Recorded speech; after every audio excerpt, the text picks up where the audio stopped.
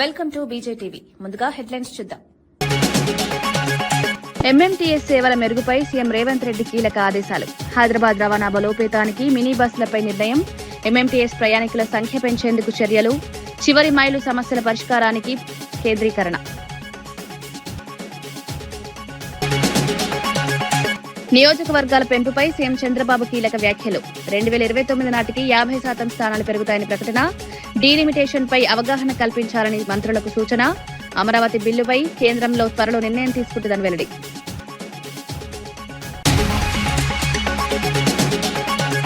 Davos పెట్టుబడులపై అసెంబ్లీలో మంత్రి శ్రీధర్ బాబు కీలక వివరణ. 2.19 లక్షల కోట్ల పెట్టుబడులొచ్చాయని వెల్లడి.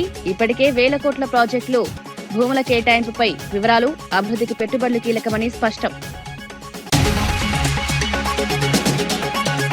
మార్కాపురం ప్రమాద బాధితులకు పరిహారం ప్రకటించిన YS Jagan.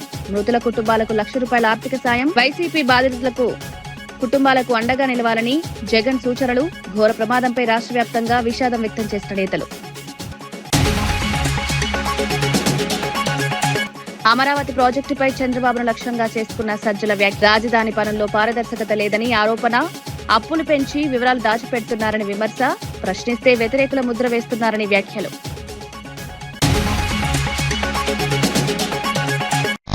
Hyderabad core urban ప్రాంతంలో ప్రయాణికుల అవసరాలకు అనుగుణంగా ఎంఎంటీఎస్ సేవలను మెరుగుపరచాలని సీఎం రేవంత్ రెడ్డి ఆదేశించారు. ఎంఎంటీఎస్ లో ప్రయాణికుల సంఖ్య తగ్గిపోవడంపై సమీక్ష నిర్వహించారు. స్టేషన్లకు ఆర్టీసీ బస్సులు సరిగా చేరకపోవడం, లోపలికి ఉండడం వల్ల రాకపోకల్లో ఇబ్బందులున్నాయని గుర్తించారు. ఈ సమస్య పరిష్కారానికి మినీ బస్సులు నడపాలని సూచించారు. ప్రయాణికులకు సౌకర్యవంతమైన రవాణా అందించడమే లక్ష్యమన్నారు. నగర రవాణా వ్యవస్థను బలోపేతం చేయాలని అధికారులను ఆదేశించారు. ప్రజలు ఎక్కువగా ప్రజా రవాణాను వినియోగించేలా చర్యలు తీసుకోవాలన్నారు. ఈ నిర్ణయంతో ఎంఎంటీఎస్ సేవలు మరింత మెరుగుపడే అవకాశం ఉంది.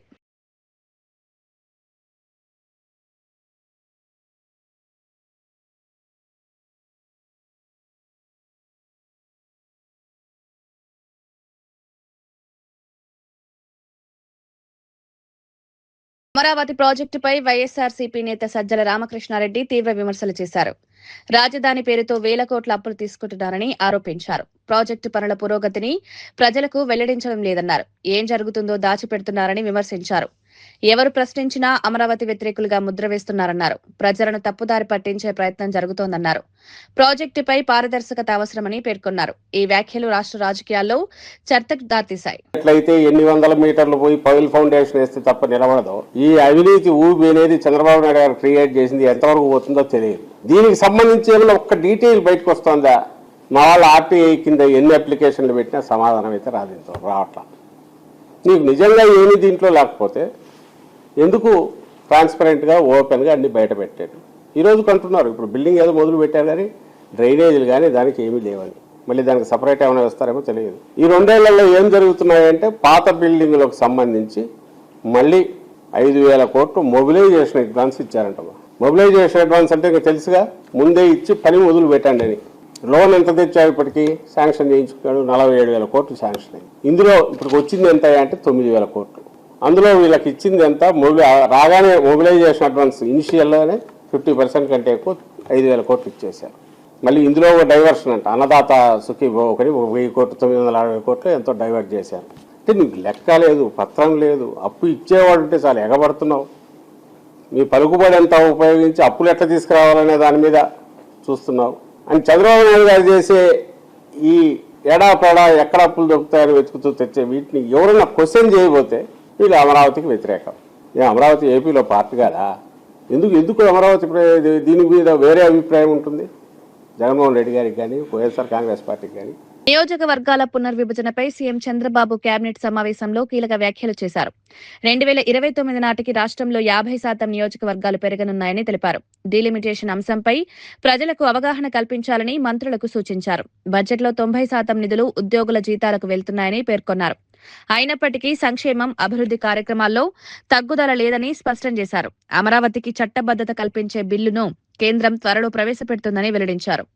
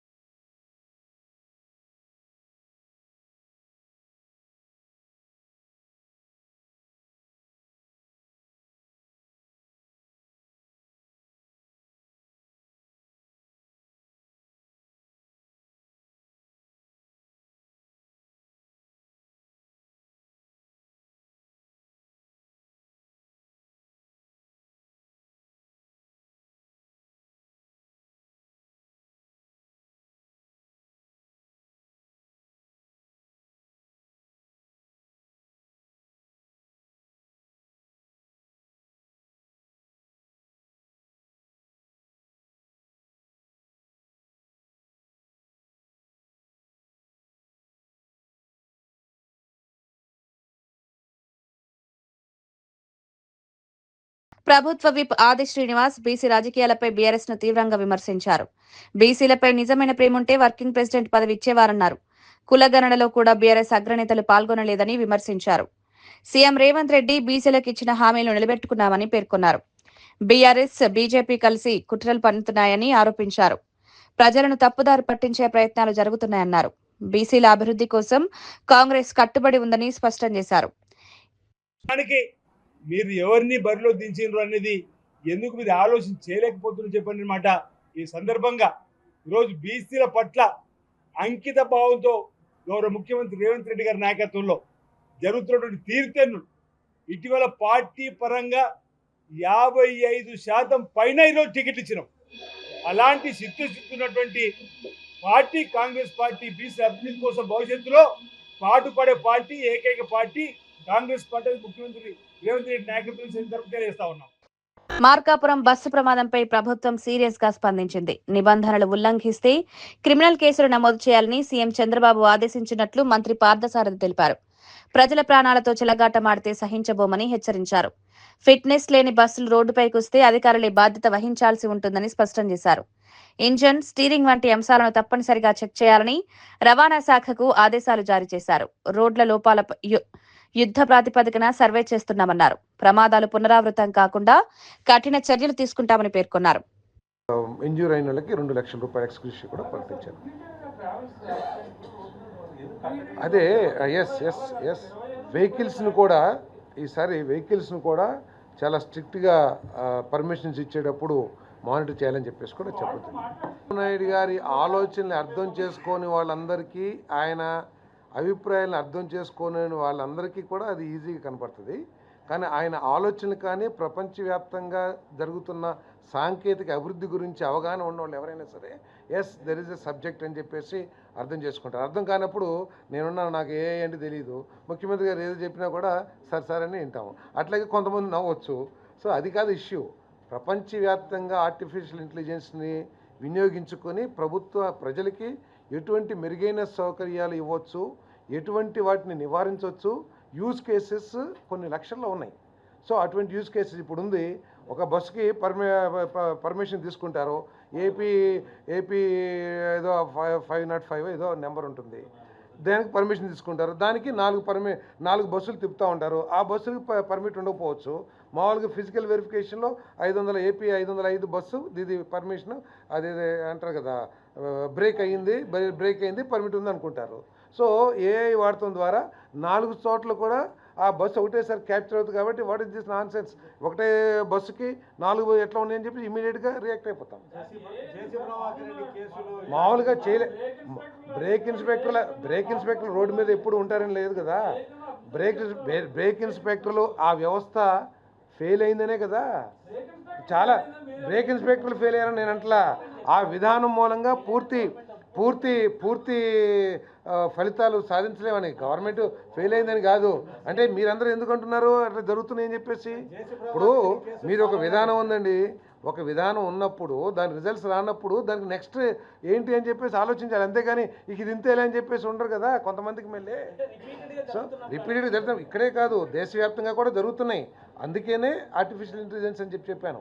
ఎక్కడన్నా ఇటువంటివన్నీ క్యాప్చర్ చేసి వాటి మీద చర్యలు తీసుకుంటానికి ఇంకా చర్యలు తీసుకోవడానికి సౌలభ్యం. నాగార్జున యూనివర్సిటీలో అవినీతి జరుగుతోందని వైఎస్ఆర్సీపీ విద్యార్థి విభాగం ఆరోపించింది. బీఈడీ ప్రాక్టికల్స్ లో డబ్బులు ఇస్తే పూర్తి మార్కులు ఇస్తున్నారని రవిచంద్ర తెలిపారు. ఇది విద్యార్థుల భవిష్యత్తులతో ఆటలాడుకోవడమేనన్నారు. గతంలో కూడా ఇలాంటి ఆరోపణలు వచ్చినప్పటికీ చర్యలు తీసుకోలేదని విమర్శించారు. 3-man కమిటీ ఏర్పాటు చేసినా నివేదిక వెలువడలేదని ప్రశ్నించారు. విద్యాశాఖ మంత్రి ఈ విషయంపై స్పందించాలని డిమాండ్ చేశారు. విద్యా వ్యవస్థలో పారదర్శకత అవసరమన్నారు. ఈ ఆరోపణలు విద్యారంగంలో చర్చకు దారితీశాయి. ప్రభుత్వం విచారణ చేపట్టాలని డిమాండ్ పెరుగుతోంది. 50 మార్కులకి 49 మార్కులు కూడా ఈరోజు వేశారు. ఈ ప్రాక్టికల్స్ లో పెద్ద ఎత్తున డబ్బులు చేతుల మారి విద్యార్థుల భవిష్యత్తు చెలగాటం ఆడుకునే విధంగా నాగార్జున యూనివర్సిటీలో ఇలా తయారైంది. దీనికి ప్రధాన కారణం నాగార్జున యూనివర్సిటీ బీఈడీ కోఆర్డినేటర్ ఎవరైతే ఉన్నారో, ఈ బీఈడీ సంబంధించిన ఈ కోఆర్డినేటర్ పరీక్షల విభాగానికి సంబంధించిన కోఆర్డినేటర్ ఎం సుబ్బారావు అనే అతని పైన పెద్ద ఎత్తున ఆరోపణలు ఉన్నాయి. ఈ కోఆర్డినేటర్ విద్యా సంస్థల దగ్గర నుంచి బీఈడి కళాశాలల నుంచి డబ్బులు వసూలు చేసి పిల్లలకి ప్రాక్టికల్ మార్క్స్ యథేచ్ఛగా వేస్తున్నారనే ఆరోపణలు ఉన్నాయి. పెద్ద ఎత్తున పత్రికల్లో కూడా ఈ రోజు రావడం జరిగింది. దీనిపైన ప్రభుత్వం పూర్తి స్థాయి విచారణ జరపాలని మా వైఎస్ఆర్ కాంగ్రెస్ పార్టీ విద్యార్థి విభాగం తరపున ఈ ప్రభుత్వాన్ని మేము ప్రశ్నిస్తా ఉన్నాం. ముందు నుంచి గత విద్యా సంవత్సరంలో కూడా నాగార్జున యూనివర్సిటీ పరిధిలో బీఈడి పరీక్షలు జరిగితే పరీక్షల్లో పెద్ద ఎత్తున అవినీతి అక్రమాలు జరిగాయి. డబ్బులు తీసుకొని ప్రశ్న పత్రాలని వాల్యుయేషన్ చేసి పిల్లలకి మార్కులు వేశారు. దీనివల్ల ఎవరైతే మెరిట్ స్టూడెంట్స్ ఉన్నారో మెరిట్ స్టూడెంట్స్ తీవ్రంగా నష్టపోయారని గతంలో నాగార్జున యూనివర్సిటీ ఇన్ఛార్జ్ వీసీకి మేము ఒక కంప్లైంట్ కూడా చేశాం. ఒక వినతి పత్రం కూడా మా వైఎస్ఆర్ కాంగ్రెస్ పార్టీ విద్యార్థి విభాగం ఆచార్య వీసీ ఎవరైతే ఉన్నారో గంగాధర్రావు గారికి మేము ఒక మెమోరాండం ఇచ్చాం. దాని ఆధారంగా వాళ్ళు ఏం చెప్పారంటే మేము ఇప్పటికే 3 మెన్ కమిటీ వేసాం, 3 ఒక కమిటీ వేశాం. ఆ కమిటీ ఆధారంగా ఆ కమిటీ ఇచ్చే నివేదిక ఆధారంగా మేము చర్యలు తీసుకుంటామని గంగాధర్రావు గారు మాకు స్పష్టంగా హామీ ఇచ్చారు. మేము గంగాధర్రావు గారిని వీసీ గారిని ఒకటే డిమాండ్ చేస్తా ఉన్నాం, ప్రశ్నిస్తా ఉన్నాం. మీరు 3 వేసిన కమిటీ నివేదిక ఏమైంది, ఆ నివేదికలో ఏమొచ్చింది, ఆ నివేదిక ఆధారంగా మీరు ఏం చర్యలు తీసుకున్నారని మేము ప్రశ్నిస్తా ఉన్నాం. ఆ నివేదిక ఆధారంగా చర్యలు తీసుకొని ఉంటే ఈరోజు మార్చి 10 నుంచి 2026 మార్చి 10 నుంచి మార్చి 26వ తారీఖు వరకు జరిగిన బీఈడి ప్రాక్టికల్స్ యథేచ్ఛగా డబ్బులు పెట్టి మార్క్స్ ని కొనుక్కునే అవకాశం లేకుండా నిర్దిష్టమైన చర్యలు తీసుకునే వాళ్ళు అలా జరగలేదు. కాబట్టి ఆ 3 మెన్ కమిటీ ఆధారంగా మీరు ఏ చర్యలు తీసుకోలేదు కాబట్టి నాగార్జున యూనివర్సిటీలో ఈరోజు ప్రాక్టికల్స్ లో నాగార్జున యూనివర్సిటీ పరిధిలో సుమారు ఒక 60 బీఈడి కాలేజీలు ఉన్నాయి. ఈ 60 బీఈడి కాలేజీలో ప్రైవేట్ బీఈడి కాలేజీలు, ఆ ప్రైవేట్ బీఈడి కాలేజీలో కూడా అధికార పార్టీకి సంబంధించిన బీఈడి కాలేజీ యాజమాన్యాలు ఎవరైతే ఉన్నారో వాళ్ళు సిండికేట్ గా మారి విద్యార్థుల దగ్గర నుంచి డబ్బులు వసూలు చేసి ఒక్కొక్క బీఈడి కాలేజీ నుంచి 15 నుంచి 20 లక్షల వరకు ప్రభుత్వ ఆసుపత్రుల్లో శానిటేషన్ పనుల టెండర్లపై వైఎస్ఆర్సీపీ నేతలు ఆరోపణలు చేశారు. మ్యాన్ పవర్ ఏజెన్సీలకు అడ్డగోలు నిబంధనలు పెట్టి కాంట్రాక్టులు కేటాయించారని పుత్తా శివశంకర్ రెడ్డి విమర్శించారు. తమ అనునాయులకు మాత్రమే పనులు ఇచ్చారని ఆరోపించారు. పారదర్శకత లేకుండా టెండర్ ప్రక్రియ నిర్వహించారని పేర్కొన్నారు. ప్రజాధనం దుర్వినియోగం అవుతోందన్నారు. ఈ వ్యవహారంపై పూర్తి విచారణ జరపాలని డిమాండ్ చేశారు. వాళ్ళ మీట్ కాకపోతే ఈ శానిటైజేషన్ అదేవిధంగా వీళ్ళకి ఆ మ్యాన్ పవర్ ఏజెన్సీకి సెక్యూరిటీ సిబ్బంది వీళ్ళందరికీ కూడాను ఎఫ్ఆర్ఎస్ అనేటువంటి ఒక నిబంధన పెట్టారు, ఫేషియల్ రికగ్నిషన్ సిస్టమ్ అని. ఆ కండిషన్ ప్రకారము తప్పకుండా 95% హాజరు ఉండాలి. ఎఫ్ఆర్ఎస్ సిస్టమ్ లో వీళ్ళ ఫేషియల్ రికగ్నిషన్ ద్వారా అటెండెన్స్ పడి 95% మినిమం అటెండెన్స్ ఉంటేనే వారికి బిల్లులు అనేటువంటిది 100% ఇవ్వాలి. ఒకవేళ తక్కువ అయితే ప్రోరేటా బేసిస్ లో ఉదాహరణకు 65% అటెండ్ అయ్యారు లేదా 70% అటెండెన్స్ అయ్యారు, వాళ్ళ యొక్క మంత్లీలో 70% రోజులే, ఆ 70% మాత్రమే బిల్లులు ఇవ్వాలి. ప్రోరేటా బేసిస్ అనేటువంటిది కండిషన్ పెట్టి తన అనుయాయులకి ఇచ్చుకున్నారు. చివరకు ఆ కండిషన్ కూడా ఈ రోజు మీట్ కాక మౌఖిక ఆదేశాలతో ప్రభుత్వము ఆ యొక్క కండిషన్ కూడా తీసేసి 65% హాజరు ఉన్నా కూడాను 100% బిల్లులు చెల్లించేటువంటి కొత్త సంప్రదాయానికి తెరలేశారు. ఈరోజు అంటే విచ్చలవిడిగా అడిగే వాళ్ళు లేరు కదా, మేము ఎలా చేస్తే ఏంటి, మా అనుయాయులకు కదా, ఒకవేళ వాళ్ళకి తగ్గించిస్తే కమిషన్ కూడా తగ్గించి వస్తుంది అనేటువంటి ఆలోచనతో 100% చెల్లిస్తే కమిషన్ లో ఆ ప్రోరేటా బేసిస్ లో తక్కువ వస్తుంది కదా. ఆ విధంగాని ఈ రోజు చూసుకున్నట్లయితే ఇక్కడ 8 కోట్ల రూపాయలు సెక్యూరిటీకి సంబంధించినటువంటి బిల్లులు, 14 కోట్ల రూపాయలు శానిటైజేషన్ సంబంధించిన బిల్లులు రిలీజ్ చేసేసి మౌఖిక ఆదేశాలు జారీ చేసేసి ఈ కండిషన్ పట్టించుకోవద్దు మీరు. మార్కాపురం వద్ద జరిగిన ఘోర బస్సు ప్రమాదంలో మృతి చెందిన కుటుంబాలకు వైఎస్ఆర్సీపీ తరపున ఆర్థిక సహాయం ప్రకటించారు. వైఎస్ఆర్సీపీ అధ్యక్షుడు వైఎస్ జగన్ ఆదేశాల మేరకు ఒక్కో మృతుడి కుటుంబానికి ₹1,00,000 పరిహారం అందజేయనున్నట్లు తెలిపారు. బాధిత కుటుంబాలకు అండగా నిలవాలని పార్టీ నేతలకు సూచించారు. ప్రమాదంలో ప్రాణాలు కోల్పోయిన వారి కుటుంబాలు తీవ్ర విషాదంలో ఉన్నాయని పేర్కొన్నారు. వారికి తక్షణ సాయం అందించడం బాధ్యతగా భావిస్తున్నామని తెలిపారు. ఈ చర్యతో బాధిత కుటుంబాలకు కొంత ఊరట లభించనుంది. ఈ ఘటన రాష్ట్ర వ్యాప్తంగా దిగ్భ్రాంతిని కలిగించింది. ఆత్మశాంతి కలగాలని చెప్పేసి మనస్ఫూర్తిగా కోరుకుంటున్నాము. ముఖ్యంగా ఇటువంటి ఇన్సిడెంట్లు రీసెంట్గా కర్నూలులో జరిగింది, మళ్ళా ఇప్పుడు జరిగింది. ఇటువంటి యాక్సిడెంట్లు జరగకుండా పూర్తిగా గవర్నమెంట్ ఒక ట్రాన్స్పోర్ట్ కానీ, రెవెన్యూ కానీ, పోలీస్ వ్యవస్థ కలిసి ఇటువంటి ఇన్సిడెంట్లు జరగకుండా, ఫ్యూచర్లో జరగకుండా నివారించాలని చెప్పి వైఎస్ఆర్ కాంగ్రెస్ పార్టీ తరఫున డిమాండ్ చేస్తున్నాము. అదేవిధంగా చనిపోయిన మృతులందరికీ 14 మందికి సుమారుగా 20 లక్షలు ఎక్స్ట్రేస్ చేయాలని చెప్పేసి వైఎస్ఆర్ కాంగ్రెస్ పార్టీ తరఫున డిమాండ్ చేస్తున్నాం ఒక్కొక్కరికి. అదేవిధంగా హాస్పిటల్లో ఉన్న వాళ్ళందరికీ మెరుగైన వైద్యం అందించాలని చెప్పి వైఎస్ఆర్ కాంగ్రెస్ పార్టీ డిమాండ్ చేస్తున్నాం. ఇక్కడ ఈ ప్రాంతంలో మార్కాపురం హెడ్ క్వార్టర్స్లో ఈ హాస్పిటల్లో ఫెసిలిటీస్ లేకపోవడం వల్ల ఇక్కడి నుంచి సుమారుగా 15 మందిని ఒంగోలు హాస్పిటల్ తీసుకోవడం జరిగింది. ఇక్కడే మెడికల్ కాలేజ్ నిజంగా ఉండింటే ఈ ప్రాంత ప్రజలందరూ ఇక్కడే ట్రీట్మెంట్ చేయించుకునే వాళ్ళు, ఒంగోలు తీసుకోవాల్సిన అవసరం లేకుండా ఉండేది. అందువల్ల గవర్నమెంట్ కూడా ఎమ్మటే ఈ ప్రాంతంలో మెడికల్ కాలేజ్, గవర్నమెంటే మెడికల్ కాలేజ్ నడపాలని చెప్పేసి డిమాండ్ చేస్తున్నాము. అదేవిధంగా వైఎస్ఆర్ కాంగ్రెస్ పార్టీ తరఫున మృతులు చనిపోయిన వాళ్ళందరికీ ₹1,00,000 వైఎస్ఆర్ కాంగ్రెస్ ఒక్కొక్కరికి ₹1,00,000 పార్టీ నుంచి కూడా అందరికీ అందిస్తామని చెప్పి మనస్ఫూర్తిగా తెలియజేస్తున్నాము. ఏదేమైనా ఇటువంటి సంఘటన జరగడం నిజంగా చాలా బాధాకరంగా ఉంది. గవర్నమెంటే ఇటువంటి జరగకుండా, ఫ్యూచర్లో ఇన్సిడెంట్లు జరగకుండా ఎంబడే కఠినమైన నిర్ణయాలు తీసుకోవాల్సిన అవసరం ఉంది. కాబట్టి అదేవిధంగా ఈరోజు బస్సు కానీ, లారీలు కానీ ట్రాన్స్పోర్ట్ చేసే వాళ్ళందరూ ప్రతి ఒక్కరు కూడా ఫిట్నెస్లు, లైసెన్సులు సరిగా ఉన్నాయో లేవు కూడా చూసుకోవాలి. అదేవిధంగా ఈ బస్సులు స్టార్ట్ అయ్యేటప్పుడు లాంగ్ జర్నీ పోయే బస్సులకు కూడా ప్రతి ఒక్కరికి ఆల్కహాల్ తాగున్నారా, బ్రీత్ అనలైజ్ చేయాల్సిన అవసరం ఉంది. ఏం టెస్టులు కూడా చేయాల్సి ఉంది. కాబట్టి దయచేసి ఇటువంటి ఇన్సిడెంట్ జరగకుండా చూడాలి. చనిపోయిన వాళ్ళందరికీ, మృతులందరికీ ఆత్మశాంతి కలగాలని చెప్పేసి వైఎస్ఆర్ కాంగ్రెస్ పార్టీ డిమాండ్ చేస్తుంది. దావోస్ పర్యటన, పెట్టుబడులపై వచ్చిన విమర్శలకు మంత్రి శ్రీధర్ బాబు అసెంబ్లీలో సమాధానమిచ్చారు. వరల్డ్ ఎకనామిక్ ఫోరం వంటి వేదికలు రాష్ట్రానికి పెట్టుబడులు తీసుకురావడంలో కీలకమని తెలిపారు. దావోస్ లో 44 ఒప్పందాలు కుదిరి 2.19 లక్షల కోట్ల పెట్టుబడులు వచ్చినట్లు వెల్లడించారు. ఇప్పటికే 81,800 కోట్ల విలువైన 6 కంపెనీలకు భూములు కేటాయించినట్లు తెలిపారు. దీంతో ప్రభుత్వానికి 1,540 కోట్ల ఆదాయం వచ్చిందని తెలిపారు. పెట్టుబడులు రాష్ట్ర అభివృద్ధికి దోహదపడతాయని తెలిపారు. విమర్శలు చేయడం కంటే అభివృద్ధిపై దృష్టి పెట్టాలని సూచించారు. అదేవిధంగా మిగతా ఖమ్మం జిల్లాలో ఉన్నప్పటికీ వెనుకబడ్డటువంటి ప్రాంతాలకు ఈ ప్రభుత్వం పెట్టుబడులు దించడంలో విఫలమైనట్టు అనిపిస్తా ఉన్నది అధ్యక్ష. ఆ ఐటీ టవర్స్ ను ఈ ప్రభుత్వం నిర్లక్ష్యం చేస్తా ఉంది. గతంలో వచ్చిన కంపెనీలు కొన్ని వెనక్కు వెళ్లిపోతున్న మాట వాస్తవమా? మరి ఐటీ టవర్స్ ను ప్రభుత్వం ఎప్పటికప్పుడు రివ్యూ చేసి కొత్త కంపెనీలను ఆహ్వానించి ఆ 2 టైర్ పట్టణాల్లో, జిల్లాల్లో ఆ యువతకు ఉద్యోగాలు ఇవ్వడానికి ప్రభుత్వం ఏ రకమైన చర్యలు తీసుకుంటుందని నేను మీ ద్వారా మంత్రి గారిని అడుగుతా ఉన్నా. పెట్టుబడి ప్రకటనల కింద 68,150 మందికి ఉపాధి కల్పించడానికి సంకల్పిస్తాయి అధ్యక్ష. నేను ఈ రోజు వైట్ పేపర్ ద్వారా కూడా ఎన్ని వచ్చినాయి, ఎన్ని రాలేదు, ఎన్ని పక్కన పెట్టినాము, ఎన్ని మీరు అసత్య ప్రచారాలు చేసినా కూడా వైట్ పేపర్ ద్వారా ఇవ్వడం జరుగుతుంది అధ్యక్ష. ముఖ్యమంత్రి గారు కన్విన్స్ చేశారు, మీకు కావాల్సిన సపోర్ట్ ఇప్పిస్తాం. ఖమ్మానికి సంబంధించిన స్పాంజ్ ఫ్యాక్టరీకి సంబంధించి కుమారస్వామి గారు కూడా వారు అభయం ఇవ్వటం జరిగింది. అతి తొందరలోనే వచ్చి వారే అనౌన్స్మెంట్ స్పాంజ్ ఐరన్ ఫ్యాక్టరీని ఓపెన్ చేస్తామని కూడా ముఖ్యమంత్రి గారి చొరవ వలన కాబోతా ఉంది. తెలంగాణలో ఏ విధంగానైతే టీ ఫైబర్ ఇంప్లిమెంట్ చేసి లాస్ట్ మైల్ కనెక్టివిటీ విలేజ్ కి ఇస్తా ఉన్నారో అది ఉదాహరణగా తీసుకొని ఆల్ రాష్ట్రాలని ఇక్కడ పంపిస్తా ఉన్నారు. అన్ని రైతు వేదికలకు టీ ఫైబర్ ద్వారా ఇంటర్నెట్ కనెక్టివిటీ ఇచ్చినాం. హైడ్రా వ్యవస్థపై ఎమ్మెల్యే కేపీ వివేకానంద్ అసెంబ్లీలో ఘాటు వ్యాఖ్యలు చేశారు. ఈ వ్యవస్థ వల్ల కింది స్థాయి యంత్రాంగం నిర్వీర్యమవుతోందన్నారు. అధికారులు ఫోన్లు ఎత్తడం లేదని, మంత్రుల కంటే ఎక్కువ భద్రతతో వ్యవహరిస్తున్నారని విమర్శించారు. ప్రభుత్వ భూములను కాపాడుతున్నామని చెప్పుకుంటున్నప్పటికీ పేదల ఇళ్లను కూల్చి అన్యాయం చేస్తున్నారని ఆరోపించారు. మూసీ ప్రక్షాళన, మెట్రో పనుల జాప్యంపై కూడా ప్రభుత్వాన్ని నిలదీశారు. ప్రజలకు ఇబ్బందులు కలగకుండా పాలన సాగించాలన్నారు. ఈ వ్యాఖ్యలు అసెంబ్లీలో చర్చకు దారితీశాయి.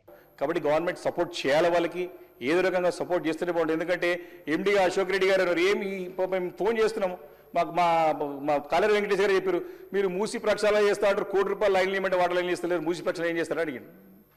ఈ పరిస్థితి అది ఉంది. ఈరోజు మేము కూడా ఆఫీసర్ ఇబ్బంది పెట్టలేము. ఈరోజు వాళ్ళ గోల్స్లో క్లియర్గా వాళ్ళ గోల్స్లో ఏముంది అధ్యక్ష? ఈరోజు గోల్స్ ఆఫ్ ది హెచ్ఎండబ్ల్యూఎస్ ఏం చెప్పింది?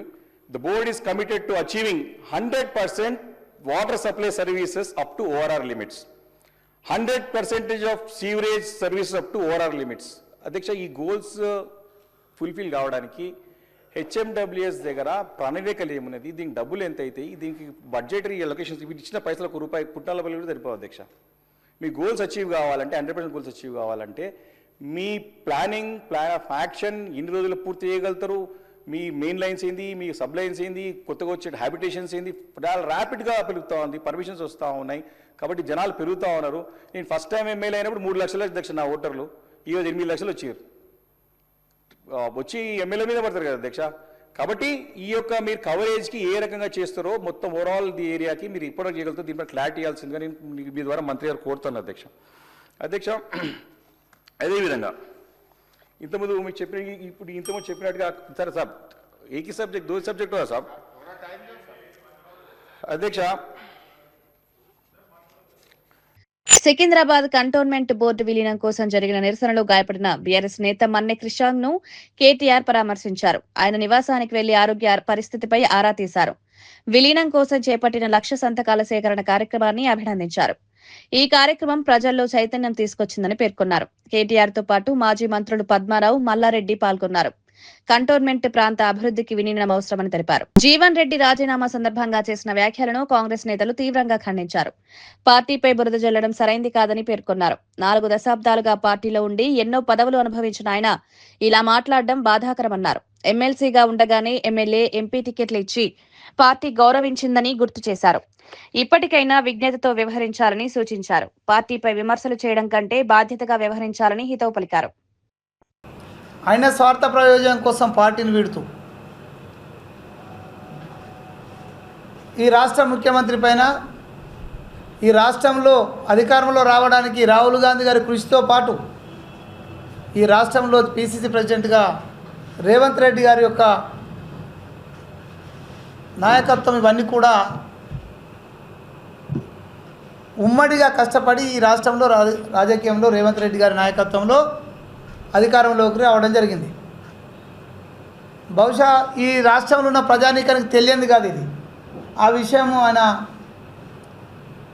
జీవన్ రెడ్డి గారికి కూడా ఈ విషయంపై పూర్తి అవగాహన ఉంది.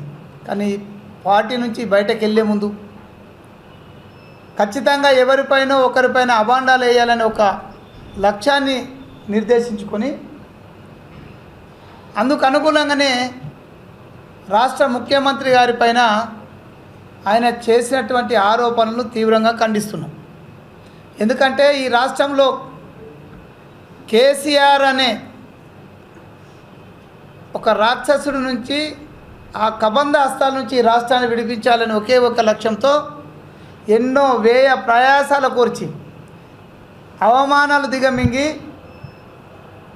ఎన్ని కష్టాలను ఎదురొచ్చినా వాటన్నిటిని ఫేస్ చేస్తూ ఈరోజు ఈ రాష్ట్రంలో ఒక రాక్షస పాలనకు తెరదించి ఇందిరమ్మ ప్రజాపాలనకు నాంది పలికినటువంటి వ్యక్తులలో రేవంత్ రెడ్డి గారు ముందుంటారు. అటువంటి వ్యక్తి పైన లేనిపోని ఆరోపణలు చేసినటువంటి వ్యక్తి అడుగులకు మడుగులొత్తిన వాళ్ళకే రేవంత్ రెడ్డి గారు పనిచేస్తారని చెప్పినటువంటి మాట ఏదో జీవన్ రెడ్డి గారు అన్నారు. నేను అడుగుతున్నా, నీకు ఎమ్మెల్యే టికెట్ రావడానికి కానీ ఎంపీ టికెట్ రావడం కానీ మీరు అదే పని చేసినారని ఒకసారి మీరు ఆత్మ పరిశీలన చేసుకోమని. ఎందుకంటే పెద్దలు మీ విజ్ఞతకు వదిలేస్తున్నాం. ఎందుకంటే మీరు తప్పు మాట్లాడరు కాబట్టి మీ మీద స్పందించాల్సిన పరిస్థితి వస్తుంది. ఇప్పుడు కాంగ్రెస్ పార్టీ ఒక లైన్ పెట్టుకొని ఎమ్మెల్యేకు పోటీ చేసిన వాళ్ళకు వేరే టికెట్ ఇవ్వకూడదని నిర్ణయించుకున్నప్పుడు కూడా రేవంత్ రెడ్డి గారి యొక్క ఆలోచనతోటి సీనియర్ నాయకుడైన నీకు ఇక్కడ టికెట్ ఇవ్వడం ద్వారా మీకు న్యాయం చేసినట్టయితే అంటే ఒకే ఒక ఉద్దేశంతో నిజామాబాద్ పార్లమెంట్ టికెట్ కూడా ఏఐసిసి మీకు అప్పచెప్పడం జరిగింది. 40 సంవత్సరాల మీ సుదీర్ఘ అనుభవంలో కాంగ్రెస్ పార్టీలో జరిగే నిర్ణయాలు రాష్ట్రంలో జరుగుతాయా, మన ఏఐసిసిలో జరుగుతాయా అనే విషయాన్ని మీకు పూర్తిగా అవగాహన ఉన్నటువంటి వ్యక్తులు. ఇక మీరు ఇబ్బంది పడుతున్న పరిస్థితి ఏదైతే ఇంకో పార్టీ నుంచి వచ్చిన వ్యక్తులకు అందరం ఎక్కిస్తున్నారంటనే ఏదైతే మాట ఉందో నిజమే. ఈ పార్టీ ఏఐసిసి తీసుకున్నటువంటి నిర్ణయాలకు అనుగుణంగా రాష్ట్ర ముఖ్యమంత్రి కానీ మన రాష్ట్ర అధ్యక్షులు. వార్తలు ముగించే ముందు ముఖ్యాంశాలు మరోసారి. ఎంఎంటీఎస్ సేవల మెరుగుపై సీఎం రేవంత్ రెడ్డి కీలక ఆదేశాలు. హైదరాబాద్ రవాణా బలోపేతానికి మినీ బస్సులపై నిర్ణయం. ఎంఎంటీఎస్ ప్రయాణికుల సంఖ్య పెంచేందుకు చర్యలు. చివరి మైలు సమస్యల పరిష్కారానికి కేంద్రీకరణ. నియోజకవర్గాల పెంపుపై సీఎం చంద్రబాబు కీలక వ్యాఖ్యలు. 2029 నాటికి 50% స్థానాలు పెరుగుతాయని ప్రకటన. డీలిమిటేషన్ పై అవగాహన కల్పించాలని మంత్రులకు సూచన. అమరావతి బిల్లుపై కేంద్రంలో త్వరలో నిర్ణయం తీసుకుంటుందని వెల్లడి.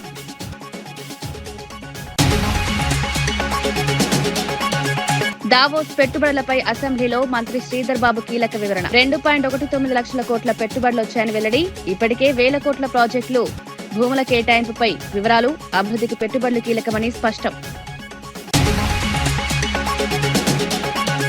మార్కాపురం ప్రమాద బాధితులకు పరిహారం ప్రకటించిన వైఎస్ జగన్. మృతుల కుటుంబాలకు ₹1,00,000 ఆర్థిక సాయం. వైసీపీ బాధితులకు కుటుంబాలకు అండగా నిలవాలని జగన్ సూచనలు. ఘోర ప్రమాదంపై రాష్ట్ర వ్యాప్తంగా విషాదం వ్యక్తం చేసిన నేతలు. అమరావతి ప్రాజెక్టుపై చంద్రబాబును లక్ష్యంగా చేసుకున్న సజ్జల వ్యాఖ్య. రాజధాని పనుల్లో పారదర్శకత లేదని ఆరోపణ. అప్పులు పెంచి వివరాలు దాచిపెడుతున్నారని విమర్శ. ప్రశ్నిస్తే వ్యతిరేకుల ముద్ర వేస్తున్నారని వ్యాఖ్యలు. ఇవి ఈనాటి వార్తా విశేషాలు. మరో బులెటిన్లో మళ్ళీ కలుద్దాం. నమస్కారం.